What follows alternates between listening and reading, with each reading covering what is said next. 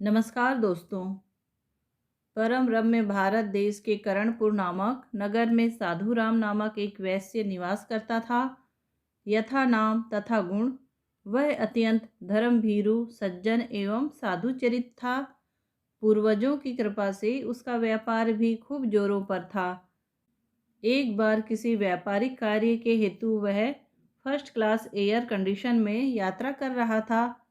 डिब्बे में उसके सहयात्री एक महापुरुष थे जो लगातार मद्य सेवन किए जा रहे थे। साधु राम बड़ी देर तक उनका यह कार्यकलाप देखता रहा। अंत में अधीर होकर उसने हाथ जोड़कर कहा, हे महाशय, मेरी बुद्धि आपके इस मदिरापान को देखकर अत्यंत भ्रमित हो रही है, क्योंकि इस समय हम ड्राई एरिया में होकर गुजर रहे हैं। दूसरे कोई 2 वर्ष हुए मैंने अपने नगर में आपका भाषण सुनकर ही अपनी भंग पीने की आदत को त्यागने की सौगंध खाई थी। इसलिए आप कृपा कर मेरे भ्रम का निवारण कीजिए। महापुरुष ने मुस्कुराकर कहा, हे मंद बुद्धि, सुन, पहले तो यह मान ले कि चलती हुई गाड़ी में पीना किसी भी एरिया दोष से मुक्त है। तुम्हारी दूसरी शंका भी निर्मूल नहीं है। तुमने अवश्य मेरा भाषण सुना होगा, क्योंकि मैं रोटी ही भाषण देने की खाता हूँ।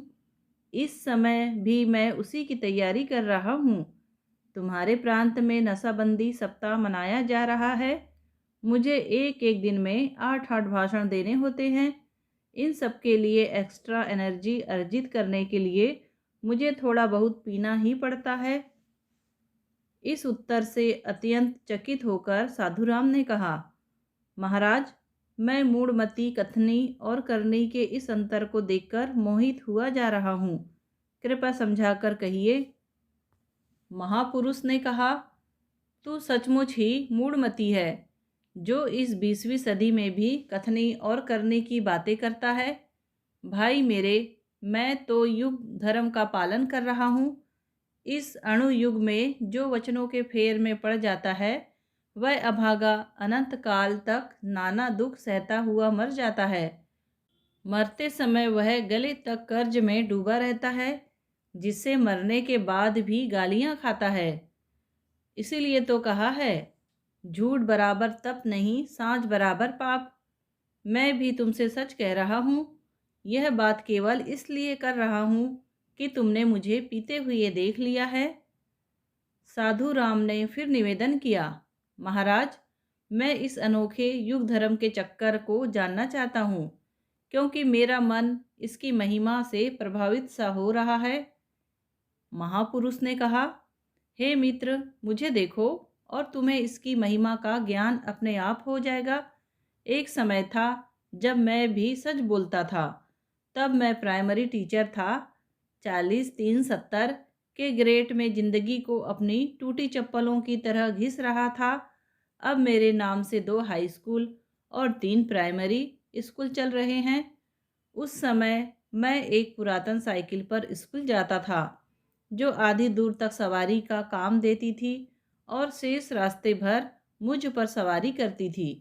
और अब हाल यह है कि फर्स्ट क्लास कै न्यू इम्पाला जेट चढ़ऊँ की गगन विशाला। इस वर्णन को सुनकर साधु राम गदगद हो गया और बोला, स्वामी, आपके आशीर्वाद से घर में धन धान्य की कमी नहीं है, किंतु संतान न होने से बहुत दुखी हूँ। इसका कोई उपाय बताइए। दरअसल मैं संतानहीनता से उतना दुखी नहीं हूँ जितना दूर पास के उन रिश्तेदारों से जो मेरी मृत्यु की बाट जोहते हुए टिड्डियों की तरह मेरे घर मंडराते रहते हैं। मैं इस पहेली को कभी सुलझा नहीं पाता कि ये सब लोग तब कहाँ थे जब मेरे पिताजी धन्ना सेठ की दुकान में पुड़िये बांधा करते थे और मैं झाड़ू लगाया करता था। साधु राम के दुख से द्रवित होकर महापुरुष ने कहा, भाई, मैं तुम्हें एक पता देता हूँ। बम्बई में एक डॉक्टर मिस लाल हैं। उनकी विशेषता यह है कि उनके नाम के ये तीनों शब्द गलत हैं। वहाँ जाने से निश्चय ही तुम्हारा दुख दूर होगा, क्योंकि जिस प्रकार तुम संतान के अभाव में दुखी हो, कई लोग संतान के आविर्भाव से दुखी होते हैं। इस प्रकार के म्यूचुअल एडजस्टमेंट, आपसी तालमेल पर ही दुनिया कायम है। इस प्रकार के अनेक गूढ़ विषयों से मुक्त वार्तालाप से साधु राम का मन नायलान की भांति हल्का हो गया। अपने नवीन ज्ञान की तरंग में घर आते ही उसने पत्नी से कहा, हे प्रिय, अब समय आ गया है कि तुम गर्भ धारण करो। साधु राम की पत्नी लीलावती अत्यंत सुशील और पतिव्रता थी। आंखों में आंसू भरकर बोली, हे प्राणनाथ, अपने भाग्य के दोष से मैं आप ही दुखी हूँ। आपका मुझे यूं व्यंग करना शोभा नहीं देता। साधु राम ने हंसकर कहा, हे भीरु प्रिय, तुम व्यर्थ में क्यों दुखी हो रही हो? तुमने अनेक देवी देवताओं की मिन्नतें की है, पर किसी ने तुम्हारी मनोकामना पूरी नहीं की। आज से मैंने यह व्रत आरंभ किया है कि तुम चाहो तो गांधारी के समान सपुत्रों की माता बन सकती हो। लीलावती यह सुनकर हर्ष और विस्मय से भर उठी और पति के लिए उसकी मति द्विगुणित हो गई। इस प्रकार विविध संलापों में वह रात्रि अत्यंत सुख से व्यतीत हुई। फिर जल्दी ही घर में, गली में और फिर नगर में लीलावती के गर्भवती होने का समाचार फैल गया। इस समाचार से दास दासियों के मन इनाम की आशा से प्रफुल्लित हो गए, किंतु 12 महीने धरना दिए रहने वाले रिश्तेदार इस खबर को सुनकर ऐसे भाग खड़े हुए जैसे फिलट छिड़कने पर मच्छर भाग जाते हैं। जैसे जैसे दिन बीतने लगे, लीलावती को कर्णपुर की गर्म जलवायु से कष्ट होने लगा। इसलिए एक दिन एक शुभ मुहूर्त में पति पत्नी ने पहाड़ के लिए प्रस्थान कर दिया। अनेकानेक नगरों, तीर्थों और होटलों की सैर करते हुए वे लोग नियत समय पर बम्बई पहुँचे। बम्बई पहुँचते ही साधु राम ने डॉक्टर मिस लाल को टेलीफोन किया, किंतु दुर्भाग्य की बात, उस महानगरी में 15 दिन तक प्रतीक्षा करने पर भी साधु राम पुत्र लाभ न कर सका। जब भी फोन की घंटी बजती, कन्या की ही सूचना मिलती। इधर होटल का बिल अनाप शनाप बढ़ रहा था। साधु राम को चिंतित देखकर डॉक्टर ने कहा, सरकारी अस्पताल से प्रबंध हो सकता है, किंतु उसमें खर्च और खतरा दोनों ही ज़्यादा है। यह सुनकर पति पत्नी दोनों ने ही कन्या को ही अपने भाग्य का फल समझकर घर की राह ली। कन्या को लेकर घर पहुंचकर साधु राम ने बड़ा उत्सव किया। कई कई दिनों तक भोज होते रहे। उपहारों से घर भर गया। नौकरों पर इनामों की बरसात हो गई। कन्या के लालन पालन के लिए घर में दर्जन भर नौकरों की संख्या और बढ़ गई। शुभ दिन देखकर कन्या का नामकरण कर दिया गया और कलावती कन्या कंजूस के धन और गरीब के कर्ज की तरह दिन दूनी रात चौगुनी बढ़ने लगी। कोई उसे माता के समान बताता, कोई पिता के समान, और अक्सर कई कई घंटे इस बहस में बीत जाते। कन्या के लिए साधु राम को जो खर्च करना पड़ा, उसे देखकर उसने पुत्र की इच्छा सदा के लिए त्याग दी। समय पाकर कलावती कन्या जब विवाह योग्य हो गई, तब अन्य सांसारिक माताओं की तरह लीलावती ने साधु राम के कान खाना शुरू किया। साधु राम स्वयं भी चिंतित हो उठा था, क्योंकि दामाद बनने की आशा में कई गुमनाम रिश्तेदार ऐसे प्रकट हो रहे थे जैसे दिसंबर जनवरी में कविगण उत्पन्न हो जाते हैं। वे लोग साधु राम की बीमा पॉलिसी की मदों को पढ़ते या पासबुक की खोजबीन करते रहते। इन लोगों से तंग आकर एक दिन साधु राम वर की खोज में निकल ही पड़ा। जहाँ कहीं जाता, इकलौती कन्या का नाम सुनते ही लड़के वालों की आंखें ऐसे चमकने लगती मानो 100 किलोवाट के बल्ब हो। लेकिन दहेज का आंकड़ा सुनते ही साधु राम का चेहरा ऐसे बुझ जाता जैसे फ्यूज उड़ गया हो। इसी उधेड़ बुन में वह एक दिन भारत की राजधानी दिल्ली के करोल बाग में घूम रहा था कि उसने 9-9 रुपये में टेरीलीन के टुकड़े बिकते देखे। उसका व्यापारी मन जाग उठा और उसने सारे के सारे थोक भाव से अपने साधु वस्त्र भंडार के लिए खरीद लिए। होटल लौटकर जब वह कपड़ों को तहाकर सूटकेस में रखने लगा, तब उसने देखा कि उन कपड़ों की केवल मच्छरदानियां ही बन सकती है। अपनी रकम खोने का दुख तो उसे हुआ, पर साथ ही वह उस युवक की सूझबूझ का कायल हो गया जिससे उसने ये खरीदे थे। संयोग से दूसरे दिन वह युवक चांदनी चौक में चप्पलें और फिर एक दिन लोधी रोड पर 1.5 रुपये दर्जन स्टील के चम्मच बेचता हुआ मिला। साधु राम ने हर बार उससे माल खरीदा और ठगाए जाने पर खुश होता रहा। आखिर एक दिन कनॉट प्लेस पर मोतियों की माला बेचते हुए उसने उस युवक को फुसला लिया, बातों बातों में अपना बना लिया। युवक ने बतलाया कि उसने एक सार्वजनिक अनाथालय में होश पाया है।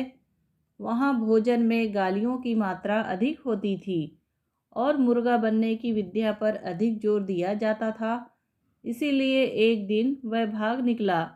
तब से नाना कौशल करके पेट भर रहा हूँ। साधु राम ने प्रसन्न होकर मन ही मन कहा, आहा, तब तो यह युवक सभी प्रकार से मेरी कन्या के योग्य है। फलतः जब वह घर लौटा तब वह सुदर्शन युवक भी उसके साथ था। कलावती कन्या उसे देखते ही मोहित हो गई। लीलावती ने जब सुना कि शंखपति नामक इस लक्ष्मी पुत्र के माता पिता अफ्रीका से घर लौटते हुए वायुयान दुर्घटना के शिकार हो गए थे, तब उसका मन ममता से भर उठा। इस प्रकार सहज ही में भावी जामाता के रूप में प्रतिष्ठित हो जाने पर शंखपति को भारत की राजभाषा और संस्कृत की शिक्षा देने के लिए कई मास्टर आने लगे। उसे देखकर कलावती के अन्य उम्मीदवारों की दशा चुनाव में जमानत खोने वाले प्रत्याशियों की सी हो गई और वे सदा के लिए अंतर्धान हो गए। इस प्रकार सब तरह से पॉलिश कर देने के बाद एक शुभ मुहूर्त में शंखपति का विवाह कलावती के साथ संपन्न हो गया। इस अवसर पर नगर के गणमान्य नेता, अग्रणी साहित्यकार, वरिष्ठ अधिकारीगण और प्रतिष्ठित व्यापारी उपस्थित थे। युगल दंपति के चित्र कई दैनिक और साप्ताहिक पत्रों में प्रकाशित हुए। विवाहों उपरांत नव दंपति के दिन बड़े ही आमोद प्रमोद और क्रीड़ा कौतुक में बीत रहे थे। उसी समय साधु राम के पेट में एक विशिष्ट प्रकार का फोड़ा हुआ।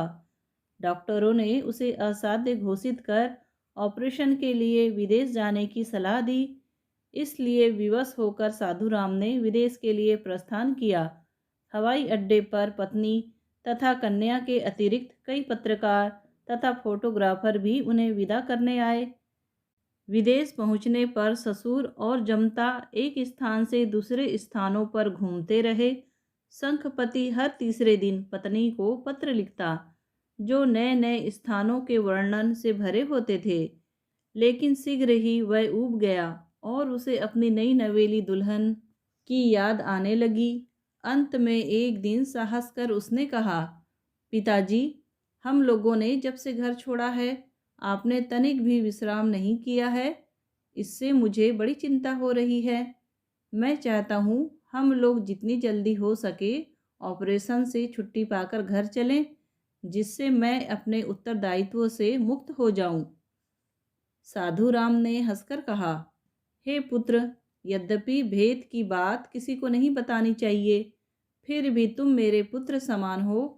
मेरे पश्चात मेरा कारोबार तुम्ही को देखना है। इसलिए सुनो, मुझे कोई रोग नहीं हुआ है। मैं यहाँ सोना बटोरने के उद्देश्य से आया हूँ। 15 किलो सोने का मैंने ऑर्डर दिया है। अपने एजेंटों से सूचना मिलते ही मैं चल पड़ूंगा। इस प्रकार सच बोलकर साधु राम ने अपना व्रत भंग किया और अपने दुर्भाग्य को निमंत्रण दिया। वह एकदम भूल गया कि नए शादीशुदा लोग अपनी अक्ल को साइबेरिया के जंगलों में भेज देते हैं। उसी रात शंखपति ने अपनी पत्नी को खूबसूरत अंग्रेजी में एक पत्र लिखा और सारी सूचना दी। दुर्भाग्य से उस समय होटल की तलाशी ली जा रही थी, क्योंकि 42वीं मंजिल के 19 नंबर के कमरे में एक रहस्यमय हत्या हो गई थी। शंखपति अभी पत्र लिख ही रहा था कि पुलिस ने दस्तक दी। तलाशी होते ही उस अधूरे पत्र की कृपा से पिता पुत्र दोनों को विदेशी सरकार का आतिथ्य स्वीकार करना पड़ा। इधर लीलावती और कलावती का बुरा हाल था। विदेश से कोई मुनासिब खबर न मिलने के कारण वे चिंता से घुली जा रही थी। इधर व्यवसाय जो था मुनीम हड़पते जा रहे थे। नगद पूंजी इनकम टैक्स में चली गई थी।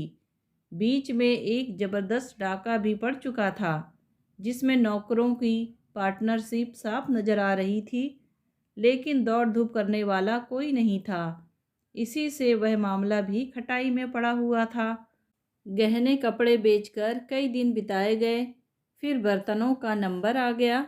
जब बेचने को कुछ न रहा तो माँ बेटी भीख मांगने निकली, क्योंकि और कोई काम इन्हें आता न था। भीख मांगते हुए एक दिन कलावती कन्या सदानंद ब्राह्मण की हवेली में पहुंच गई। वहां का वैभव देखकर चकित होते हुए उसने ब्राह्मण से कहा, महाराज, मुझे याद पड़ रहा है कि आप कई वर्षों तक हमारे यहाँ दौदसी का सीधा मांगने आते थे। फिर अचानक यह लक्ष्मी आप पर कैसे प्रसन्न हो गई? ब्राह्मण कलावती को बड़ी कठिनाई से पहचान पाया, क्योंकि दरिद्रता ने उसका रंग रूप बदल दिया था। उसके दुख से द्रवित होकर ब्राह्मण ने कहा, बेटी, तुम्हारी दुर्दशा मुझसे देखी नहीं जा रही है। तुमने दुर्दिन में मेरा साथ दिया है, इसलिए मैं भी तुम्हारी सहायता करना चाहता हूँ। क्या तुम थोड़ा सा नाटक कर सकोगी? कलावती ने कहा, महाराज, मैंने तो कभी स्कूल के नाटकों में भी भाग नहीं लिया है। मुझे कोई और उपाय बताइए। ब्राह्मण ने कहा, पगली, मैं तो कभी स्कूल गया ही नहीं, फिर भी नाटक कर लेता हूँ। देखो, यहाँ बैठा हुआ मैं हजारों के भविष्य का लेखा जोखा रखता हूँ। जीवन के 40 वर्ष सड़कों पर भीख मांगने के बाद अब मैं प्राय सभी के चरित्र, स्वभाव, व्यवसाय आदि के बारे में जान गया हूँ। उसी के बलबूते पर अपना माया जाल रचता हूँ। जो लोग मुझे कभी एक नया पैसा भी नहीं देते थे, अब मेरे चरणों पर हजारों की थैलियाँ डाल जाते हैं और मैं उन्हें देखता भी नहीं। चमत्कृत होकर कलावती ने कहा, महाराज, मुझे कैसा नाटक करना होगा? ब्राह्मण ने कहा, बेटी सुन, कल तू मेरे पास आना। मैं तुझे एक कागज़ दूंगा जिस पर बड़े बड़े लोगों के नाम और हस्ताक्षर होंगे। इसे लेकर तुम आसपास के शहरों में जाया करना। कभी आसाम की बाढ़ पीड़िता, कभी पूर्वी बंगाल की शरणार्थी, तो कभी बिहार की अकाल पीड़िता बन जाना। इस प्रसंग में मौसम और सही स्थिति की जानकारी रखना आवश्यक है। बोलते समय आधा वाक्य अंग्रेजी में बोलना चाहिए, जिससे प्रभाव भी अच्छा पड़ता है और भाषा के दोष भी छिप जाते हैं। हे पुत्री, तुम इस कागज़ को लेकर दोपहर को निकलना, जब पति लोग दफ्तर चले जाते हैं। लेकिन तुम गरीबों की बस्ती में मत जाना। उनके पास दिल होता है पर दाम नहीं होते। तुम सिविल लाइंस के बंगलों में भी मत जाना, क्योंकि वहाँ सब होता है पर दिल नहीं होता। सिवा इसके दरवाज़ों पर बड़े बड़े कुत्ते भी होते हैं, जो देखते ही लहू सुखा देते हैं। तुम मध्यम वर्गीयों के मोहल्ले में जाना और हर घर में पिछले दरवाजे से जाना। यहाँ औरतें आंगन में फुर्सत के काम करती है। अगर वे बच्चे को नहला रही हों तो अपने दूध पीते बच्चे की दुहाई देना। अगर वे बाल सुखा रही हों तो उनके सुख सुहाग की दुहाई देना। अगर वे गेहूँ बीन रही हों तो भूखी आत्मा की दुहाई देना। इस पर तुझे जो भी मिलेगा चुपचाप ले लेना, क्योंकि चतुर पुरुष अपनी स्त्रियों के पास केवल सब्जी भर के पैसे छोड़ते हैं। अगर कहीं से कपड़े आदि भी मिले तो मना मत करना। मैं उन्हें कमीशन पर बिकवाने का प्रबंध करवा दूंगा। ब्राह्मण से इस प्रकार के वचन सुनकर कलावती कन्या प्रसन्नचित होकर अपने घर गई और उसने माता से सारा हाल कहा। इस प्रकार दोनों माँ बेटी सुख और संतोष में जीवन यापन करने लगी। इधर 3 वर्ष तक जेल में रहने के बाद भी साधुराम और शंखपति पर कोई आरोप सिद्ध न हो सका। उन्हें मुआवजे सहित रिहा कर दिया गया। साधुराम जब वकील की फीस देने लगा, तब उसने हाथ जोड़कर कहा, हे महाभाग, मैं स्वयं आपको 100 मुद्राओं की तुच्छ भेंट देना चाहता हूँ, क्योंकि इस केस को जीतने से मेरी ख्याति दूर दूर तक फैल गई है। इस दौरान मुझे आपसे ऐसी ऐसी दलीलें प्राप्त हुई है जो अगले कई मुकदमों में मेरा साथ देगी। इस प्रकार गौरवान्वित होकर ससुर और दामाद पानी की राह घर लौटने लगे। जहाज में रवाना होते ही साधु राम ने घर केबल भेजकर अपने आगमन की सूचना दे दी। जहाज पर घूमते हुए शंखपति की भेंट एक गेरुए वस्त्रधारी महात्मा से हो गई। आफत का मारा शंखपति उन्हें ज्योतिष जान अपनी कष्ट कथा कहने लगा। परिणाम यह हुआ कि इस भेंट के बाद कुछ ही घंटों में उन लोगों के सामान की 2 बार तलाशी ली गई। तलाशी में यद्यपि हाथ कुछ भी नहीं लगा, फिर भी महात्मा जी की कागदृष्टि से बचना कठिन हो गया। दामाद ने घबराकर कहा, पिताजी, मुझे यह महात्मा अलौकिक सामर्थ्यवान मालूम होते हैं। इनसे सारी बातें कहने के कारण ही अपना यह हाल हो रहा है। साधु राम ने यह सुनकर सिर पीट लिया। फिर भी उसने समय को देखकर धीरज धारण किया। महात्मा से एकांत में भेंट कर उसने अनेक प्रकार से उन्हें संतुष्ट किया। महात्मा जी अभय वचन देकर जहाज की दूसरी ओर चले गए। उनके जाने के बाद शंखपति जो छिपकर सब सुन रहा था, व्याकुल होकर बोला, पिताजी, आपने अपने मरीन ड्राइव स्थित फ्लैट के बारे में मुझे कभी कुछ नहीं बताया। हम लोग तब वहीं जाकर हनीमून मनाते। अब इन बाबा जी के पंजे में फंस जाने के बाद उसे निकालने का क्या उपाय है? साधु राम ने हंसकर कहा, बेटा, ये सब बात कहनी पड़ती है। जरूरी थोड़े ही है कि मेरा मुंबई में कोई मकान हो ही। हमेशा ध्यान रखो कि दिल्ली वालों को देसी घी का, कलकत्ता वालों को शुद्ध घी का और मध्य प्रदेश वालों को चावल का लालच देना चाहिए। उसी प्रकार बम्बई वालों को मकान की आशा दिलानी चाहिए। इस प्रकार शंखपति को संतुष्ट करने के बाद उनकी शेष यात्रा सानंद संपन्न हुई। बम्बई पहुंचने पर लीलावती और कलावती ने हार फूलों से उनका भव्य स्वागत किया। पत्नी को देखते ही शंखपति फिर बहक गया और एक बार फिर कस्टम अधिकारियों के जाल में फंसा। किंतु साधु राम ने तुरंत ही एक मेंटल स्पेशलिस्ट की व्यवस्था कर दी, जिसने सर्टिफाई कर दिया कि शंखपति उनका पुराना रोगी है और उसे इलाज के लिए ही विदेश भेजा गया था। इस प्रकार इलाज की विफलता पर सबने 8-8 आंसू बहाए, तब कहीं जाकर मुक्ति मिली। इस प्रकार अनेकानेक कष्ट सहकर लौटते ही शंखपति ने कह दिया, पिताजी, यह मेरी पहली और अंतिम विदेश यात्रा थी। फिर ज़रूरत भी क्या है? अपने देश में ही बहुत स्कोप है। हवा और पानी को छोड़ कोई भी वस्तु वाइट मार्केट में उपलब्ध नहीं है। एवरेडिसेल्स से 7 o'clock ब्लेड तक, वनस्पति घी से बेसन तक हम किसी भी चीज़ का व्यापार कर सकते हैं। दामाद की युक्ति से प्रभावित होकर साधु राम ने छिपाकर लाई हुई सारी विदेशी मुद्रा दुगने दामों पर बेच दी और वे निश्चित जीवन जीने लगे। दोस्तों, कहानी सुनने के लिए आपका धन्यवाद। कहानी पसंद आई हो तो प्लीज़ लाइक, शेयर और सब्सक्राइब ज़रूर कीजिए।